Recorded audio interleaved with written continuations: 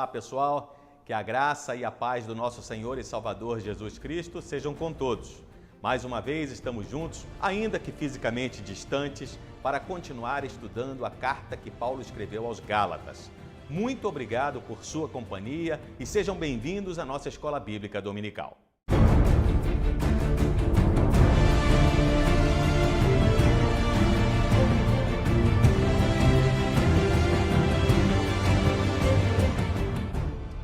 Você deve estar lembrado que esta carta é provavelmente o documento mais antigo do Novo Testamento e quase não há controvérsias entre os teólogos quanto à sua autoria, pois para a grande maioria dos estudiosos da Bíblia, o apóstolo Paulo é o autor da carta.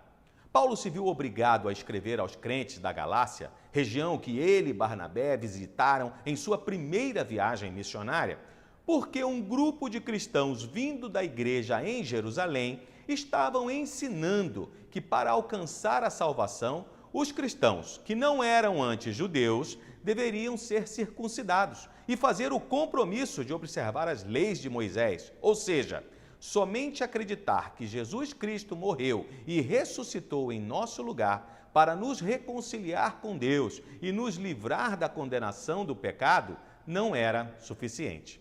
Saber que existem pessoas por aí ensinando um monte de besteiras, inventando interpretações e aplicações para as passagens bíblicas, já é ruim o suficiente, não é mesmo? Imaginem saber que alguns cristãos estão acreditando nessas mentiras. Pois é, Paulo se mostra indignado ao longo da carta e novamente lembra aos Gálatas que a fé é a base do nosso relacionamento com Deus, pois não há nada que façamos ou deixamos de fazer que nos torne aceitáveis diante de Deus. Para ilustrar seus ensinamentos, o apóstolo faz uma comparação entre Abraão e Moisés, entre a promessa e a lei. Diz que a promessa apresenta o plano de Deus, a graça de Deus, a iniciativa de Deus, enquanto a lei fala do dever do homem, das obras do homem e da responsabilidade do homem. Por isso, a lei não pode salvar ninguém. Muito ao contrário, a função da lei é revelar o pecado, o pecador e a justiça de Deus. A única maneira de sermos livres desta maldição é através da obra que Jesus Cristo realizou na cruz em nosso lugar. Não é o que eu faço, é o que Ele fez por mim. Sendo assim, a lei teve grande importância ao nos conduzir a Cristo, como faziam os escravos encarregados da educação e da disciplina das crianças no mundo grego. Os pedagogos, você lembra? Eles eram também chamados de tutores ou aios. Mas agora já não precisamos mais ser conduzidos, porque Cristo veio, conforme previsto na lei e pelos profetas, e nos tornou filhos de Deus mediante a fé, sem distinções. Não há judeu nem grego, escravo nem livre, homem nem mulher, pois todos somos um em Cristo Jesus. Sua Bíblia está em mãos? Então vamos lá, capítulo 4 da carta de Paulo aos Gálatas. Façam a leitura comigo. Digo, porém, que enquanto o herdeiro é menor de idade, ele em nada difere de um escravo, embora seja dono de tudo. No entanto, ele está sujeito a guardiões e administradores até o tempo determinado por seu pai. Assim também nós, quando éramos menores, estávamos escravizados aos princípios elementares do mundo. Neste capítulo, Paulo vai dar continuidade à discussão sobre a posição dos crentes em Cristo, com ênfase no conceito de liberdade cristã. Ele afirma que, sob a lei, os homens eram como um herdeiro durante a infância e puberdade. Imaginem um rapaz que é herdeiro de uma grande fortuna, excelente saldo bancário, carros, propriedades. Um dia, tudo isso será dele. Mas hoje, ele só tem a promessa, porque não tem liberdade para gozar tudo isso. São necessários tutores para ajudá-lo, seja orientando, seja proibindo proibindo de usar individualmente a sua herança. Sendo assim, não muito se difere das demais pessoas que trabalham na casa e ficará nesta condição até o tempo estabelecido por seu pai e pelas leis do país, se este vier a falecer. Assim, também nós, continua Paulo, antes da vinda de Cristo, éramos herdeiros da promessa que Deus fez a Abraão, mas como crianças imaturas, não havíamos tomado posse da promessa. O ponto frisado pelo apóstolo dos gentios é que uma criança é limitada em seu direito de posse enquanto for menor de idade. Só ao atingir a maioridade, ela terá liberdade para gozar a herança deixada, sem a necessidade de intervenção de qualquer intermediário. Nós estávamos escravizados aos princípios elementares do mundo, isto é, sujeitos a autoridades intermediárias, a lei, com seus inúmeros ritos e cerimônias, além de incontáveis preceitos que eram apenas princípios básicos da fé religiosa e que em nada se comparam aos princípios religiosos que foram desvendados por Cristo. Você lembra que uma das acusações feitas contra Jesus diz respeito à intimidade dele com Deus, a quem ele se referia como Pai? Essa nova forma de entender o relacionamento entre o homem e Deus só foi possível na graça. É um relacionamento em outro patamar agora. Mais adiante, no versículo 9, Paulo vai afirmar que esses princípios elementares, de acordo com, ou também chamado de rudimentares, de acordo com a tradução da Bíblia que você está usando, eles são fracos e sem poder. Fracos porque não têm força para nos remir, e sem poder porque não podem nos abençoar. Essa comparação que Paulo faz entre uma criança e as exigências da lei tem por finalidade demonstrar a inferioridade do legalismo, que estava sendo adotado insensatamente pelos crentes gálatas. Foi a graça que nos conduziu à maioridade. A maioridade traz liberdade e não é natural que um filho adulto que já tomou posse da sua herança queira voluntariamente voltar às restrições anteriores. Quando é que tudo isso aconteceu? No momento exato determinado por Deus. Todas as coisas convergiram para revelar sua graça. Vejamos o que diz o texto bíblico. Mas quando chegou a plenitude do tempo, Deus enviou seu Filho, nascido de mulher, nascido debaixo da lei, a fim de redimir os que estavam sobre a lei, para que recebêssemos a adoção de filhos. E porque vocês são filhos, Deus enviou o Espírito do seu Filho ao coração de vocês. E ele clama, Abba, Pai. Assim, você já não é mais escravo, mas filho. E por ser filho, Deus também o tornou herdeiro. Para que esse período da vinda, por que esse período da vinda de Jesus é chamado de plenitude dos tempos? Porque diversos fatores contribuíram para isso. Por exemplo, o mundo conhecido à época do nascimento de Jesus era dominado pelos romanos, que, influenciados pela cultura grega, deixaram inúmeras contribuições para a humanidade. Quase todo o império era ligado por estradas, que eram também regularmente patrulhadas pelas tropas romanas. Isso facilitava as viagens entre uma cidade e outra. As pessoas tinham assegurado o seu direito de ir e vir. Embora o latim fosse o idioma dos romanos, a língua e a cultura grega eram adotados em todos os lugares e deram certa coesão à sociedade. Ao mesmo tempo, os antigos deuses mitológicos gregos e romanos começaram a perder influência entre o povo comum, de modo que nos corações e mente das pessoas, por toda parte, já nascia um desejo, uma fome de uma religião que fosse real e que trouxesse um sentimento de completude, de satisfação às pessoas. Deus não estava parado, Deus não estava em silêncio, Deus estava agindo. E agora, nesse tempo perfeito, Deus fez duas coisas. Enviou o seu Filho para não só nos resgatar da escravidão, mas para nos adotar em sua família como seus filhos. Jesus precisava ser homem para remir os homens, precisava ser justo, caso contrário, não poderia remir os justos.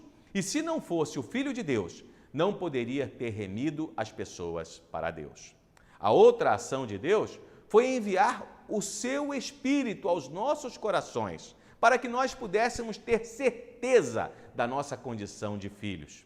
Olha o que o próprio Paulo diz na carta que ele escreve aos Romanos. O próprio Espírito testemunha ao nosso espírito que somos filhos de Deus, pois vocês não receberam um espírito que os escravize para novamente temerem, mas receberem o Espírito que os torna filhos por adoção, por meio do qual clamamos, Abba, Pai. Abba é um diminutivo aramaico de pai. É a palavra que Jesus usou em uma íntima oração a Deus. É esse tipo de intimidade de filhos que Deus nos oferece em Jesus. Porque o Espírito de Deus habita em nossos corações. Nós podemos dizer, papaizinho, intimidade carinhosa, possível através do calmo testemunho interior do Espírito quando nós oramos. E então, como anda o seu relacionamento com Deus? Você tem usufruído do seu privilégio de ser filhos? Em tempos como esse que estamos vivendo, é quase inevitável não nos preocuparmos. Como vai ser se as portas do comércio e das indústrias permanecerem fechadas por mais tempo? Será que eu vou conseguir voltar a trabalhar? Meu emprego estará mantido? Como é que eu vou sustentar a minha família? E se eu sair de casa, eu vou contrair esse vírus? Veja bem, todos esses questionamentos são legítimos, mas se ouvirmos a voz do Espírito Santo dentro de nós, ele testificará que somos filhos de Deus. E isso muda tudo, faz toda a diferença. Os meus filhos, eles sabem que eu estou sempre disponível para eles. Sabem que eu estou sempre conspirando para o bem deles. Mesmo quando eles não entendem uma atitude ou um posicionamento qualquer, eles não têm dúvidas do meu amor por eles e que sempre desejo o bem de cada um deles. É a mesma certeza que deve preencher os nossos corações. Deus está atento, Ele está cuidando de nós. Quando as dúvidas e as incertezas e o medo tentam se instalar no meu coração, eu gosto de trazer à memória um outro ensinamento de Paulo. Em sua carta aos Romanos, ele ainda diz assim: sabemos que Deus age em todas as coisas para o bem daqueles que o amam, dos que foram chamados de acordo com o seu propósito. O cristianismo é uma religião de filhos, não de escravos. Para que isso fosse claro aos Gálatas, Paulo escreve: antes, quando vocês não conheciam a Deus, eram escravos daqueles que, por natureza, não são deuses. Mas agora, conhecendo a Deus, ou melhor, sendo por Ele conhecidos, como é que estão voltando àqueles mesmos princípios elementares, fracos e sem poder? Querem ser escravizados por eles outra vez? Vocês estão observando dias especiais, meses, ocasiões específicas e anos. Temo que os meus esforços por vocês tenham sido inúteis. Nossa condição de filhos se dá ao fato de que conhecemos a Deus e Ele nos conhece. Isso é intimidade, é comunhão pessoal. Jesus chama essa comunhão de vida eterna. Leiam comigo a parte inicial da oração de Jesus, registrada em João capítulo 17. Depois de dizer isso, Jesus olhou para o céu e orou: Pai, chegou a hora. Glorifica o teu filho para que o teu filho te glorifique, pois lhe deste autoridade sobre toda a humanidade, para que conceda a vida eterna a todos os que lhe deste. Esta é a vida eterna, que te conheçam, o único Deus verdadeiro, e a Jesus Cristo, a quem enviaste. Temendo que todo o seu trabalho com os Gálatas tivesse sido em vão, Paulo faz um sério questionamento. Antes éramos escravos, agora somos filhos. Por que vocês querem retornar à antiga escravidão? Como é que vocês se deixam escravizar novamente por aqueles princípios básicos, trocando a liberdade e a alegria da comunhão entre pais e filhos pela enfadonha rotina de regras e regulamentos? Essa pergunta é, na verdade, uma súplica indignada e deve nos servir de alerta. Não é impossível retornar à vida antiga, achando novamente que devemos fazer isso ou aquilo para ter certeza de que fomos aceitos por Deus. Os Gálatas fizeram isso, mas é um absurdo, uma negação do que nos tornamos e do que Deus fez por nós. se estamos em Cristo Jesus. Até agora, em sua carta, Paulo nos leva a imaginá-lo como um mestre que possui sólidos recursos intelectuais, muito mais razão do que coração. Mas a partir do verso 12, Paulo apela para o sentimento e se dirige aos Gálatas com muita ternura. Até aqui, nós vimos Paulo, o apóstolo, o teólogo, o defensor da lei. Mas agora ele se mostra o homem, o pastor, zeloso pela vida espiritual daqueles que Deus havia confiado a ele para cuidar. Vamos voltar ao texto bíblico. Eu suplico, irmãos, que se tornem como eu, pois eu me tornei como vocês. Em nada vocês me ofenderam. Como sabem, foi por causa de uma doença que preguei o evangelho pela primeira vez a vocês. Embora a minha doença tenha sido uma provação, vocês não me trataram com desprezo ou desdém. Ao contrário, receberam-me como se eu fosse um anjo de Deus, como o próprio Cristo Jesus. O que aconteceu com a alegria de vocês? Tenho certeza de que, se fosse possível, vocês teriam arrancado os próprios olhos para dá-los a mim. Tornei-me inimigo de vocês por dizer a verdade? Em seu apelo mais pessoal e comovente, Paulo deixa claro de início a sua vontade. Ele deseja que os Gálatas se tornassem como ele, completamente dedicados a Cristo em sua vida e fé cristã, libertos da influência maligna de qualquer que tentasse contra a liberdade que Cristo nos garante, pois ele também havia se tornado como os Gálatas. O que ele quis dizer com isso? Provavelmente, Paulo faz menção às suas visitas a eles. Mesmo sendo judeu, Paulo não manteve aquela tradicional distância para com os gentios, não assumiu ares de superioridade, mas se tornou igual a eles, identificou-se com eles e assim, abandonando qualquer suposto benefício advindo da lei, os levou até Cristo. Paulo afirma ainda que não tem nenhuma queixa contra eles, pelo contrário, o comportamento deles havia sido exemplar, pois o estado de saúde de Paulo foi uma grande prova para eles. Segundo o que nos parece, observando os versículos seguintes, Paulo chegou à Galácia por causa de uma grave enfermidade. Existem muitas especulações acerca dessa enfermidade de Paulo. Uns falam em malária, outros falam em epilepsia, mas uma combinação com o versículo 15, aqui do capítulo 4, entre outras evidências em seus escritos, nos leva a imaginar tratar-se de uma enfermidade nos olhos, muito comum no Oriente Médio e, via de regra, deixava suas vítimas cegas ou semicegas, além de causar um certo aspecto repugnante em alguns casos. Os Gálatas poderiam tê-lo rejeitado, poderiam tê-lo tratado com indiferença ou desdém, mas eles o acolheram, o trataram como o anjo de Deus, ou, como ele afirma, como o próprio Cristo, a ponto de, se possível, terem arrancado os próprios olhos para dar-lhes a Paulo. Tudo isso deixara o apóstolo dos gentios profundamente impressionado, mas a situação agora é outra. Aquele que antes havia sido recebido como um anjo de Deus, agora é considerado um inimigo. Por quê? Simplesmente porque Paulo andara lhes dizendo verdades diretas e dolorosas, repreendendo-os, advertindo-os, insistindo com eles que eles estavam errados por terem abandonado o evangelho da graça e retornado à escravidão da lei. Pastor Carlos, será que coisas assim acontecem em nossas igrejas hoje?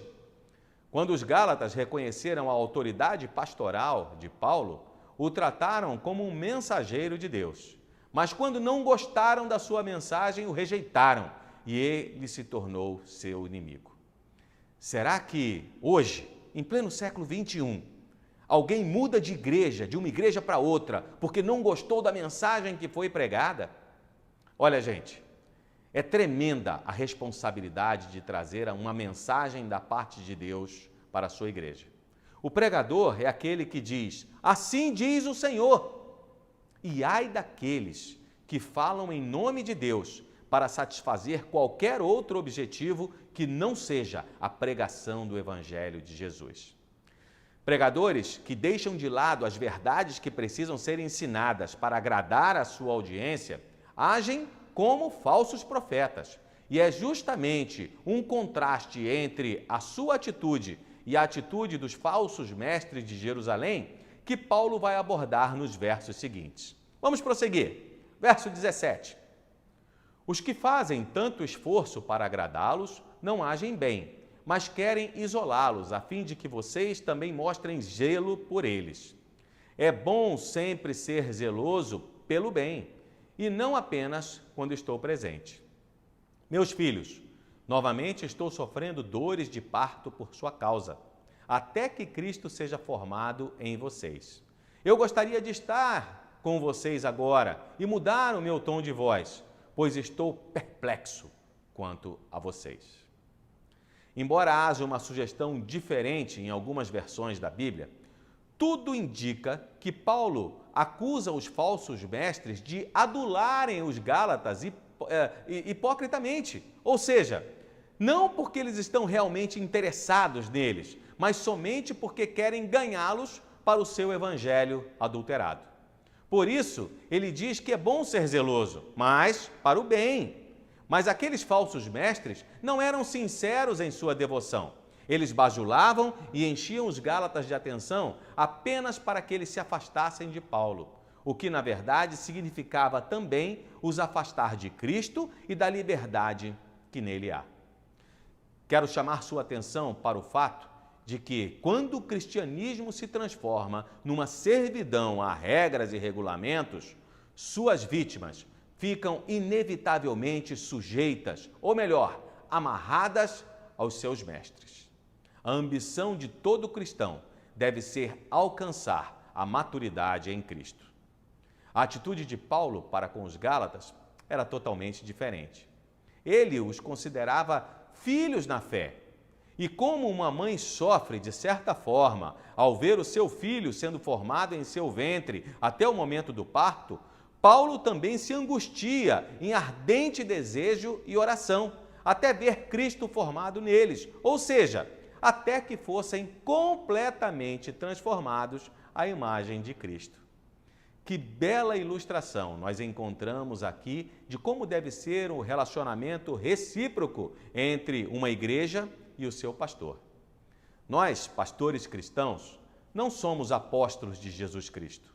Não temos a autoridade e nem mesmo a inspiração de um apóstolo. Não podemos legislar como Paulo, Pedro e os outros apóstolos. Nós fomos chamados por Deus para ensinar a fé apostólica do Novo Testamento e devemos nos manter fiéis a esta comissão, cuidando do rebanho de Cristo. Em contrapartida, a atitude da igreja para com seu pastor não pode ser determinada por sua aparência física, uns mais feios, outros mais bonitos, uns mais saudáveis, outros mais debilitados. Também não pode ser determinado pela eloquência do seu pastor ou por sua personalidade agradável e muito menos por causa dos nossos caprichos teológicos. Não gostei da mensagem do pastor hoje. Pelo contrário, a atitude de uma congregação para com o seu pastor deve ser determinada pela lealdade dele à mensagem bíblica. Eu quero louvar a Deus pela vida do nosso pastor. No meu caso, pastor Carlos e eu estamos juntos há 16 anos e eu nunca deixei de ouvir a voz de Deus falando ao meu coração enquanto ele compartilhava as suas mensagens, sempre preocupado com o nosso crescimento espiritual. O que se espera de uma comunidade espiritual piedosa, como a nossa igreja, é que, ouvindo uma mensagem bíblica, fiéis aos ensinamentos dos apóstolos e permeada pela presença do Espírito Santo, possamos humildemente recebê-la e nos submetermos a ela, porque reconhecemos que a mensagem do ministro não é a mensagem dele, mas sim de Jesus Cristo. Finalmente chegamos ao último trecho deste capítulo, que eu quero ainda abordar com vocês.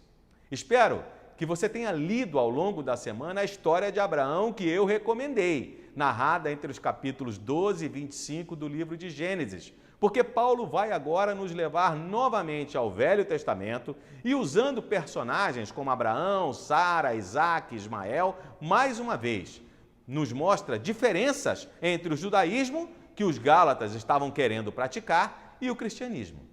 A mensagem desses versículos é atual e especialmente relevante às pessoas religiosas, no sentido daqueles que querem estar debaixo da lei. Não fiquem surpresos, porque hoje em dia muitos estão querendo adotar práticas do judaísmo nos cultos prestados ao Senhor, sem falar naqueles que acreditam que o caminho para Deus é a observância de certas regras, como guardar o sábado, por exemplo, e não comer determinados tipos de alimentos. A essas pessoas, Paulo diz: digam-me vocês, os que querem estar debaixo da lei, acaso vocês não ouvem a lei? Vocês querem estar sob a lei? Pergunta ele. Então, obedeçam a lei, mas eu aviso, a própria lei da qual vocês querem ser escravos vai condenar vocês. A partir do verso 22, o apóstolo denuncia uma certa incoerência por parte dessas pessoas. E ele desenvolve o seu argumento em 3 partes. Primeiro, ele faz uma abordagem histórica. Vejamos os versos 22 e 23. Pois está escrito que Abraão teve 2 filhos, um da escrava, o outro da livre. O filho da escrava nasceu de modo natural, mas o filho da livre nasceu mediante promessa. Paulo lembra a seus leitores que Abraão teve 2 filhos, Ismael, filho de uma escrava, e Isaque, filho de uma mulher livre. Um dos maiores orgulhos dos judeus era poder pertencer à descendência de Abraão, o pai e fundador da sua raça, pois foi a Abraão que Deus se revelou de maneira clara, firmando com ele e os seus descendentes uma aliança, e por isso os judeus se consideravam seguros. No entanto, na plenitude do tempo, tanto João Batista quanto Jesus, e agora Paulo explicitamente, ensinaram que os verdadeiros descendentes de Abraão não são físicos, mas espirituais. Paulo apresenta essa verdade ilustrada nos 2 filhos de Abraão, Ismael e Isaque. Ambos são filhos dele, mas existem 2 importantes diferenças. A primeira é que eles nasceram de mães diferentes. Agar, a mãe de Ismael, era uma escrava, serva de Abraão. Sara, a mãe de Isaque, esposa de Abraão, era uma mulher livre. O primeiro nasceu na escravidão, o segundo nasceu livre. A segunda diferença é que eles nasceram em circunstâncias diferentes. Você lembra que eu mencionei semana passada que levou 25 anos para que a promessa de uma descendência se cumprisse na vida de Abraão? Pois é, nesse meio tempo, num lapso de fé, sua esposa Sara resolveu dar uma ajudinha para Deus. Deus prometeu que iria dar um filho a Abraão, mas o tempo estava passando, ela avançada em idade e já não podendo mais gerar um filho em seu ventre, resolve fazer o quê? Resolveu, segundo o costume da época, entregar sua escrava Agar para que Abraão pudesse garantir a sua descendência, conforme prometido por Deus. Daí o nascimento de Ismael. Mas esse não era o plano de Deus. Quando Abraão, agora com 100 anos, e assim como Sara, não podendo mais gerar um filho, Deus o abençoou. Ela engravida de maneira sobrenatural do seu marido, e eles têm o filho da promessa, Isaque. Logo, Paulo explica que não são todos os filhos de Abraão que são contados em sua descendência, mas apenas aqueles que são filhos da promessa.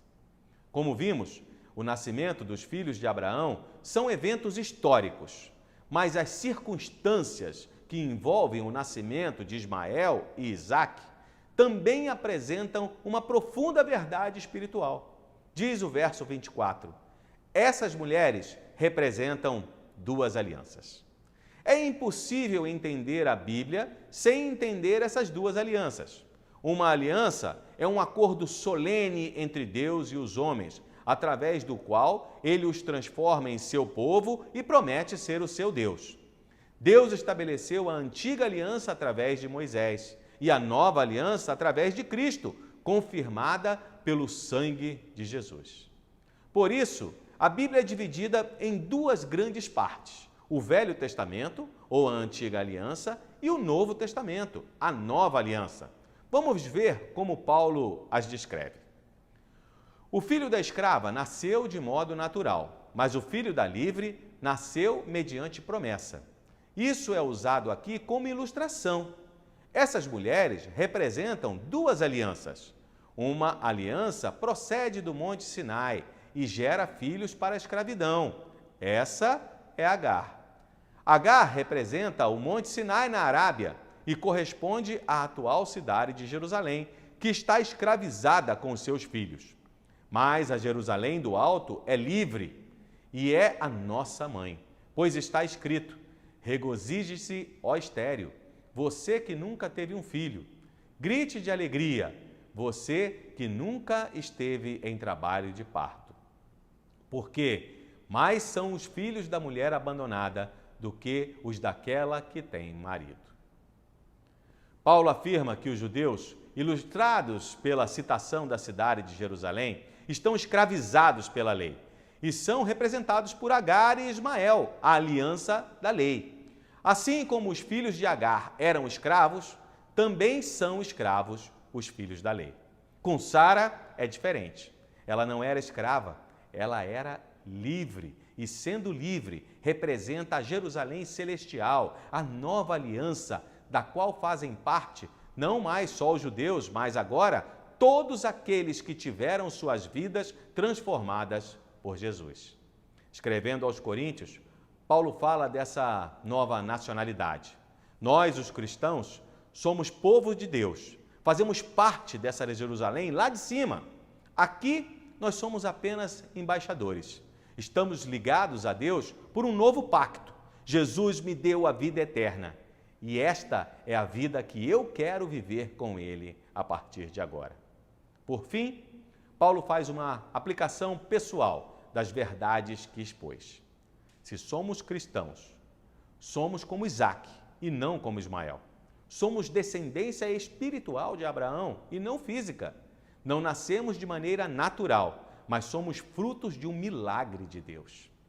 Vamos aos últimos versículos do capítulo. Vocês, irmãos, são filhos da promessa, como Isaac. Naquele tempo, o filho nascido de maneira natural perseguiu o filho nascido segundo o Espírito. O mesmo acontece agora. Mas o que diz as Escrituras? Mande embora a escrava o seu filho, porque o filho da escrava jamais será herdeiro com o filho da livre.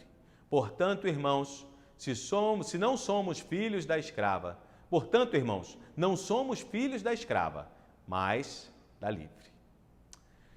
Paulo encerra sua alegoria fazendo menção ao episódio descrito em Gênesis capítulo 29, no verso 9, quando a Bíblia, sem dar muitos detalhes, diz que Ismael, agora com 16, 17 anos, ridicularizou seu irmão Isaque, com 3 anos de idade.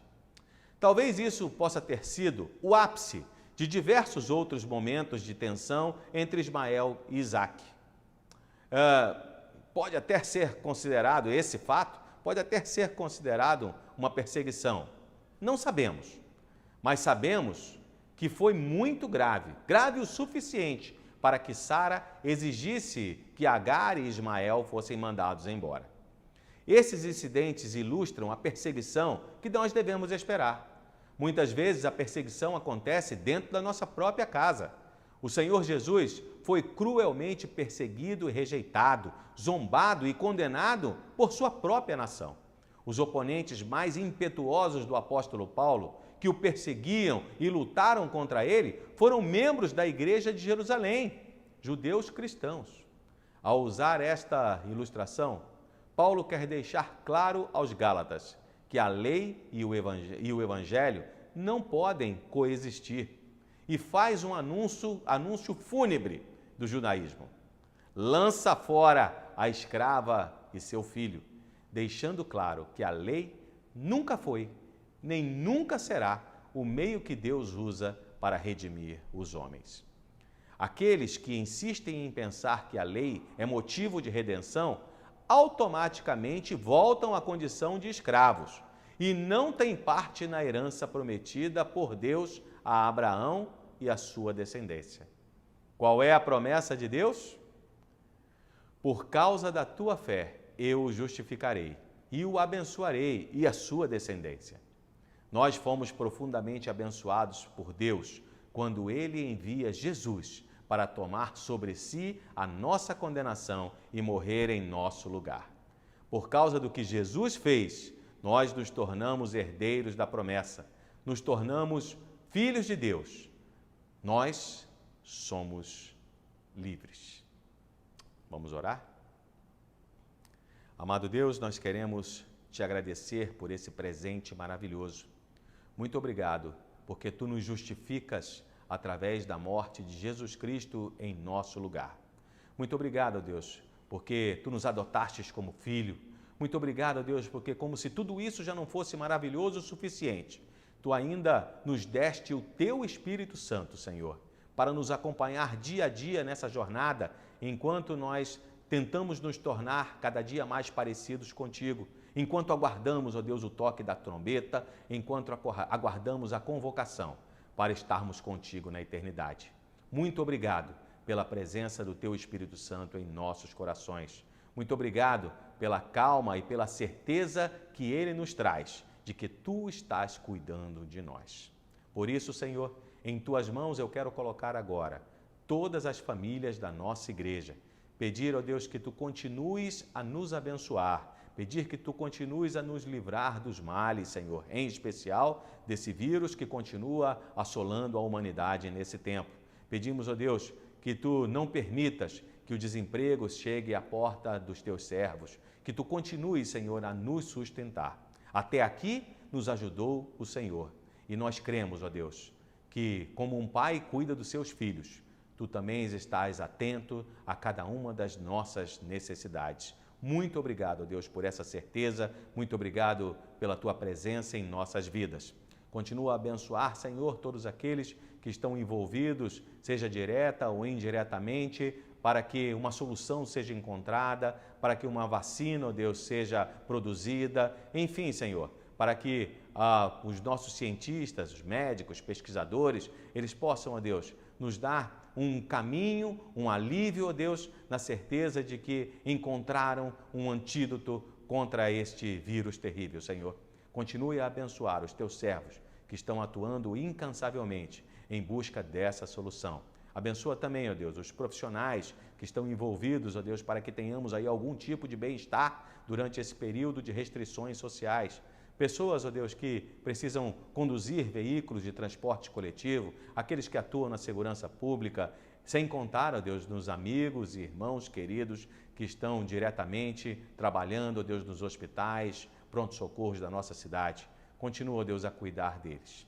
Muito obrigado, ó Deus, mais uma vez, porque tudo isso nós podemos te pedir, como um filho que se dirige ao seu pai. Paizinho querido, atende, ó Deus, a oração que te fazemos nesse momento, porque nós oramos em nome do teu Filho amado Jesus Cristo. Amém. Bom, muito obrigado mais uma vez por sua presença. Na próxima semana, nós iremos encerrar os nossos estudos sobre a carta de Paulo aos Gálatas. Foi para a liberdade que Cristo nos libertou. Essa liberdade que temos em Cristo é o ponto alto da nossa fé. Mas como ela deve ser usada? Se você quiser aprender, será um prazer, novamente, ter a sua companhia. E agora, que o amor de Deus, o nosso Pai, a graça salvadora de Jesus Cristo e a comunhão e as consolações do Santo Espírito de Deus que habita em nossos corações, seja com o povo de Deus espalhado sobre toda a face da terra.